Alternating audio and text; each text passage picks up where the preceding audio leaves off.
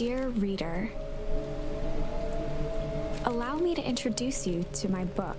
Though it might at first appear like many books you've come across, you may therefore have some misunderstanding. The story that awaits you has, in fact, its conclusion is not. It is in that way that my book is. It is in that way that you, without you, there. Chapter 1. Normal isn't what it used to be. This is a story about change. Nestled in a shallow valley is the town of Beacon Pines. Far from the town square, across the river, past the neglected welcome sign, a young boy walks alone at dawn. His name is Luca Van Horn, and like you, dear reader, he...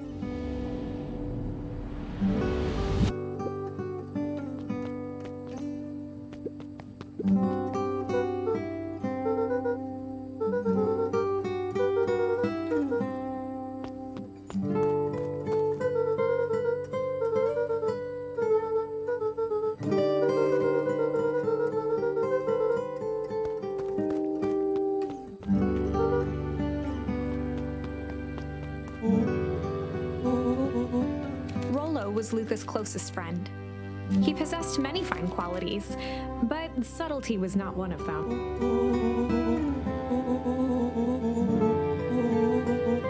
Rollo finally noticed the tears swelling in his friend's eyes.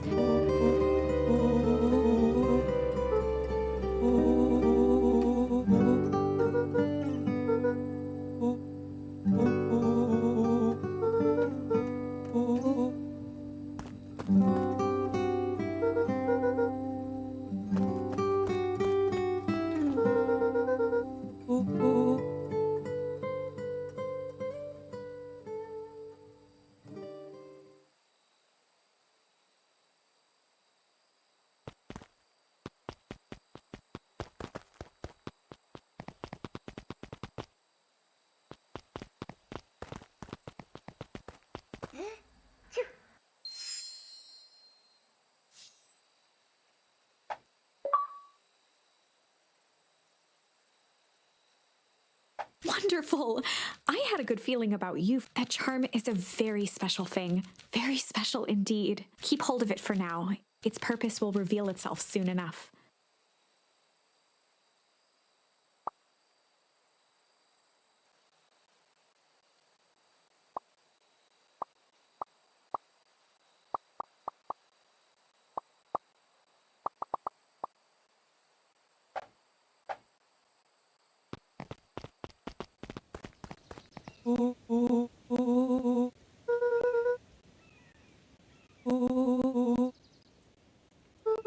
Rollo looked to the side suspiciously.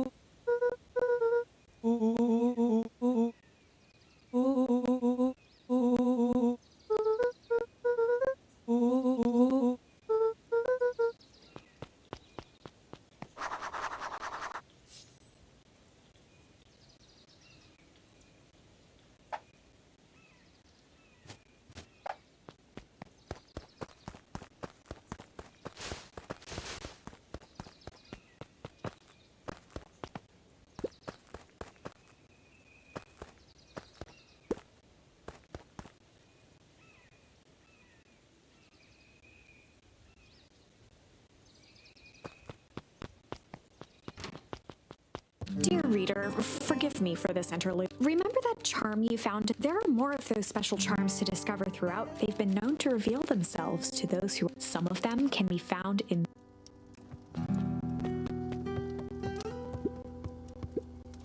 just some dusty knickknacks. Since Gran had moved in, the house was more covered in flowery fabric.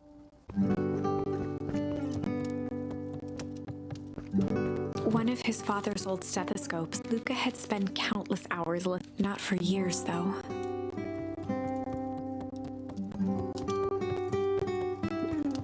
Gran had already lit the fire. She kept a warm house, as if by grandmotherly obligation.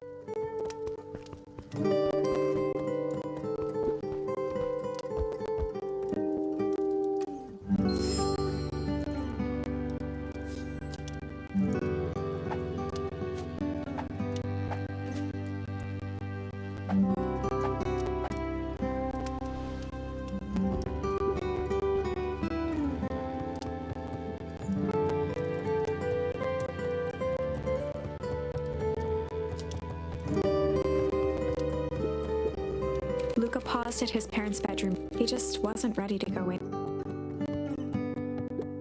Gran had commandeered the upstairs closet when she moved in. Some things need shelter from a young boy's mischief.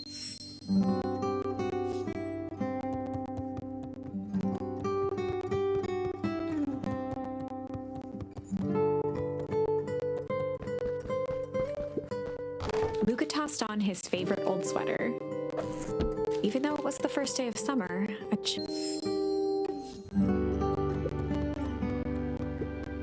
Gran's moving in meant that most of Luca's things had been crammed in the corner. Luca was somewhat annoyed by the situation.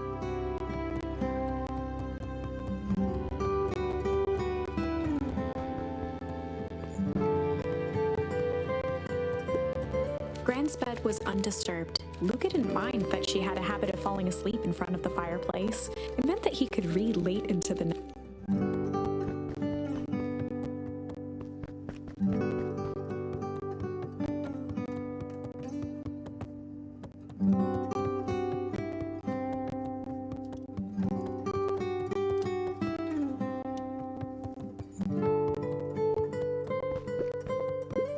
The only piece of furniture Gran had brought when she moved in.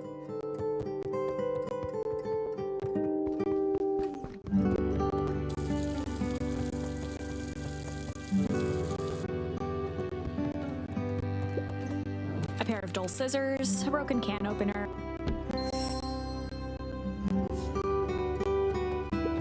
An array of prepared meals, each labeled with the day of the week. Oh my, this is quite exciting. I am now certain that you are the one I've been waiting for all these years. You'll recall I was a bit coy regarding the use of charms earlier. Excuse me, I tend to have a flair. You are about to encounter your first turning point. There are certain times in this tale when everything hinges on a single word. Step forth, dear reader. A sturdy old wheelbarrow.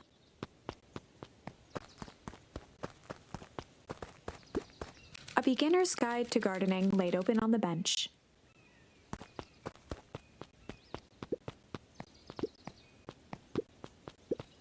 Young Luca would spend hours hiding in the bushes. She always enjoyed humoring him.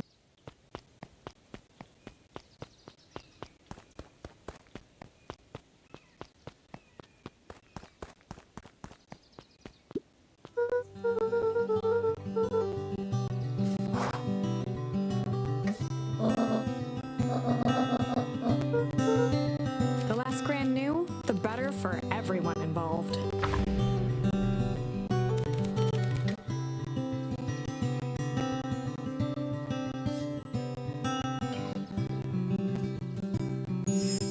We were just gonna go chill for the day. But best lies are built on truth.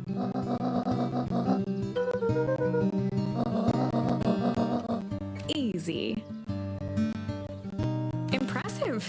You've managed to navigate your first turning point without too much of a mess. That is the power of charm. A single word can change everything. I think it's time to introduce you to the Chronicle.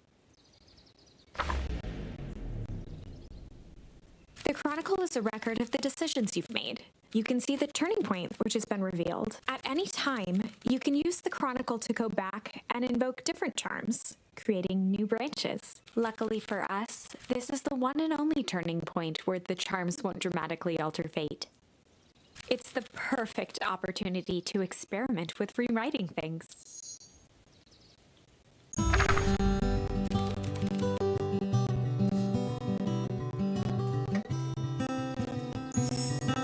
We were just gonna go ponder for the day.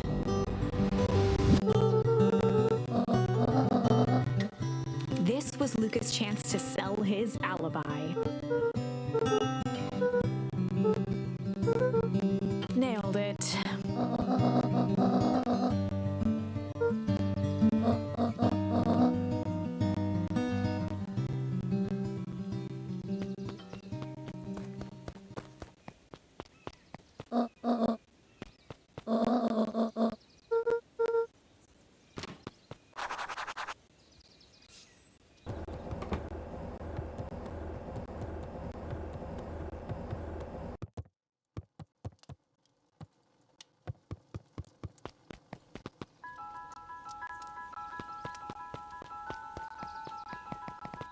For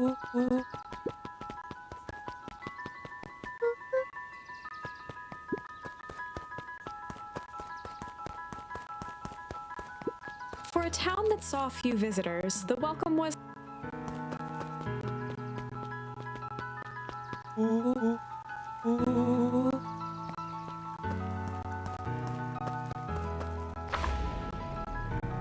Chapter 2. Welcome to Beacon Pines. For many years, this valley had been a small mining outpost. It wasn't until Sharper Valentine built his fertilizer company that Beacon Pines was established. Over the next 30 years, the town until the foul harvest, and in the 6 years since, everyone was simply trying to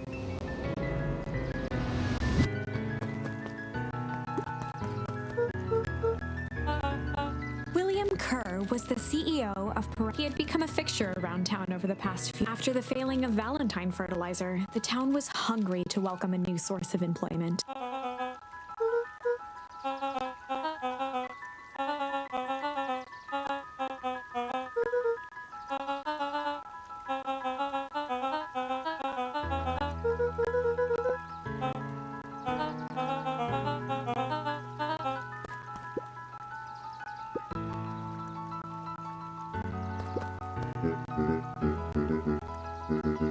Mayor Augustus Valentine.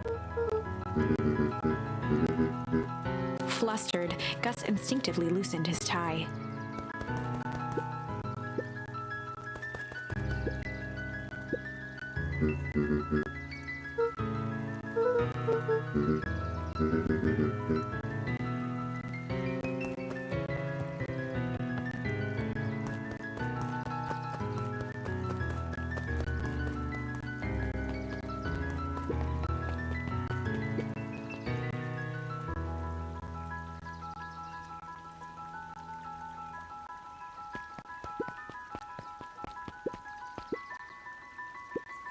Mr. Sinclair continued snoring and lifted a tactic he often used.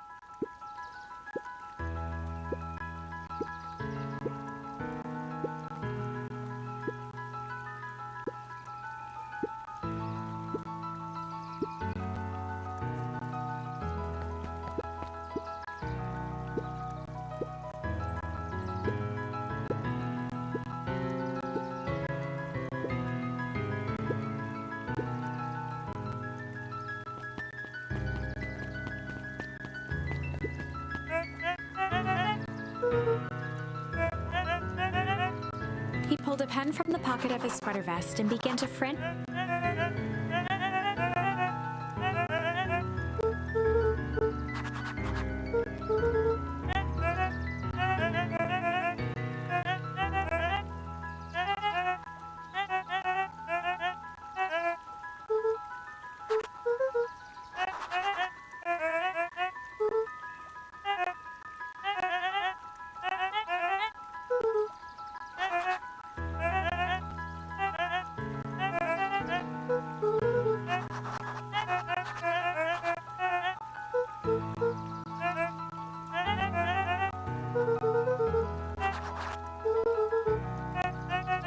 Pete stopped scribbling and glanced up from the clipboard.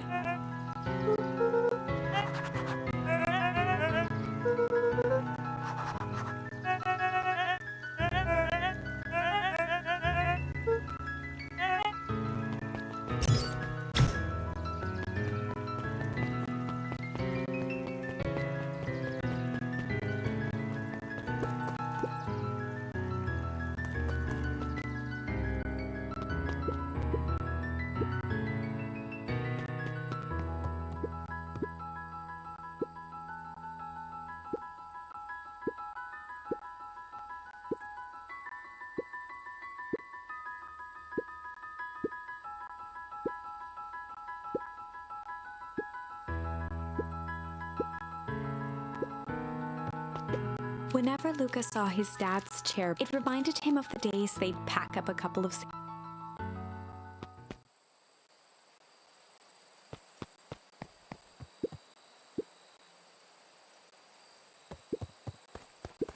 Luca opened the tackle box and picked the perfect bait.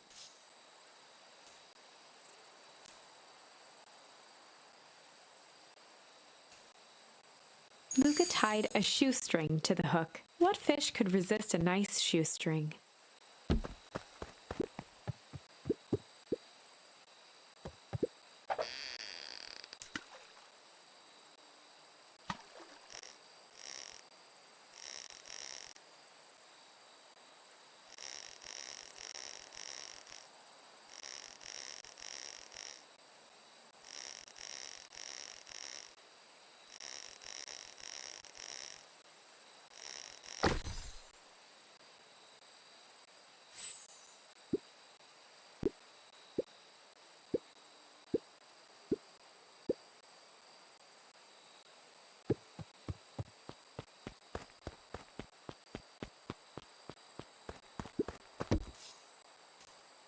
Luca gently baited a feather, good for skimming the surface.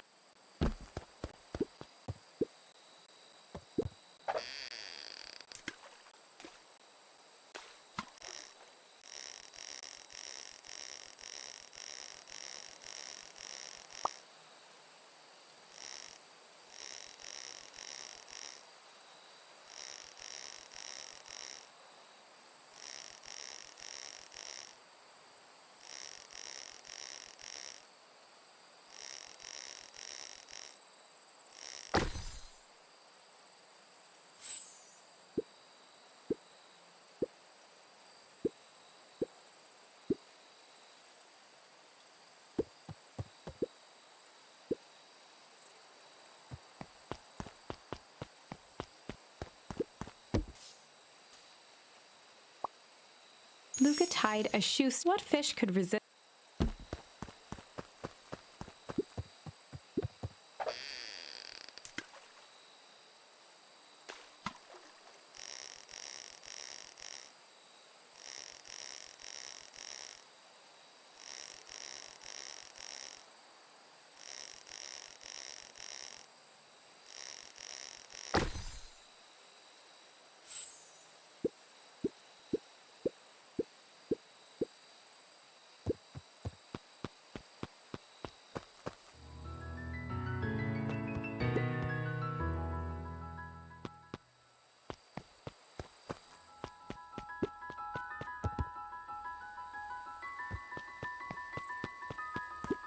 The boys had a good thing going. As long as they kept old Jeff happy, they had an endless source of precious material.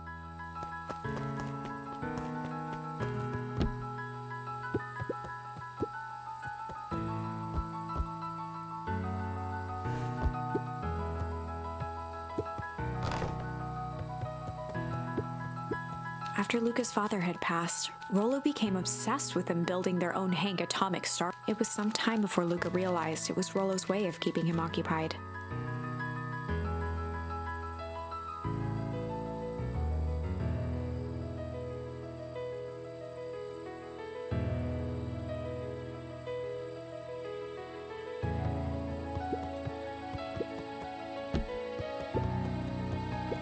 Luca's winter coat decommissioned for the summer, with the cold holding out longer than usual.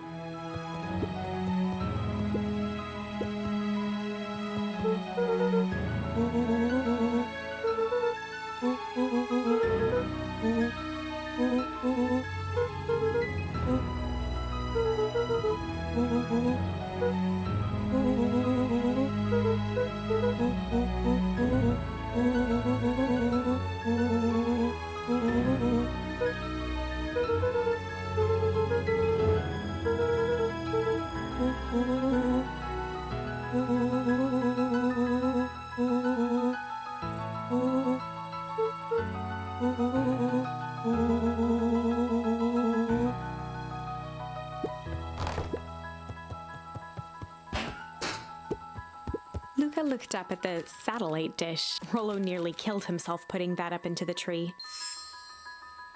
While it didn't turn the radio into an interstellar, it did at least boost the signal enough to overhear truckers.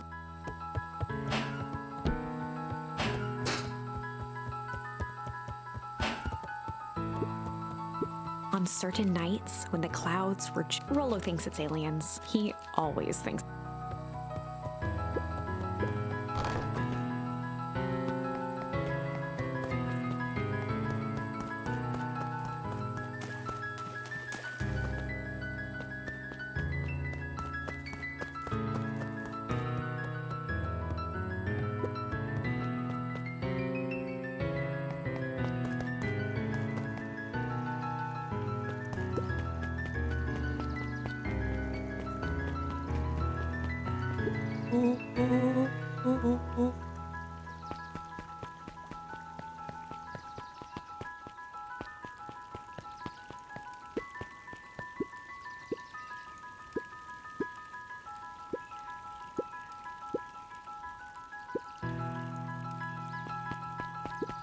Miss Hatch could often be found near the fountain, too absorbed in a book to be distracted.